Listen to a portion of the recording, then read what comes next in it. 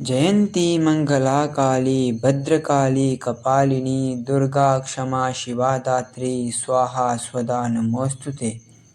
राम रामेति रामेति रमे रामे मनोरमे सहस्रनाम तत्तुल्यं राम नाम वरानने सर्वेभ्यो नमो नमः। मैं साहिल शास्त्री आपके समक्ष उपस्थित हुआ हूँ। विजयादशमी अर्थात दशहरा क्यों मनाया जाता है, इसके पीछे का क्या रहस्य है। दशहरा 10वीं तारीख को बनाया जाता है। इस वर्ष 10वीं तारीख 12 अक्टूबर को 10:49 से लेकर 13 तारीख को 9:09 तक रहेगी। आइए जानते हैं दशहरा 10वीं तिथि को ही क्यों मनाया जाता है। प्राचीन काल में महिषासुर नामक का एक राक्षस था। उसने ब्रह्मा जी की तपस्या की।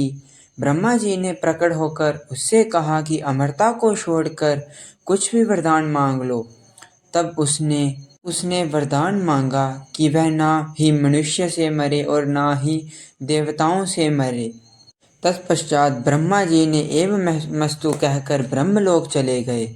तत्पश्चात महिषासुर ने पृथ्वीलोक पर अपना अधिकार जमा लिया और देवलोक पर भी अपना अधिकार जमाने के लिए इंद्र से युद्ध किया और इंद्र को भी पराजित कर दिया और इंद्र का सिंहासन धारण कर लिया। सभी देवता परेशान होकर ब्रह्मा विष्णु महेश त्रिदेवों के पास गए और उन्होंने अपनी ऊर्जा से माँ भगवती को प्रकट किया और सभी देवताओं ने अपने अपने अस्त्र शस्त्र देकर माँ को सज दिया और महिषासुर का वध करने के लिए भेज दिया।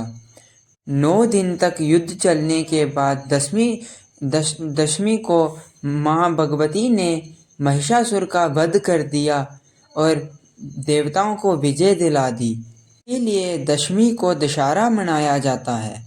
तथा एक और कहानी है राम और रावण के बीच। जब रावण और राम जी के बीच युद्ध हो रहा था, तभी भगवान राम को आभास हुआ कि रावण के साथ माँ भगवती दे रही हैं।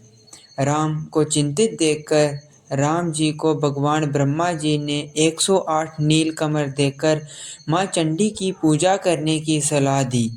राम जी ने तुरंत ही चंडी यज्ञ करना प्रारंभ कर दिया।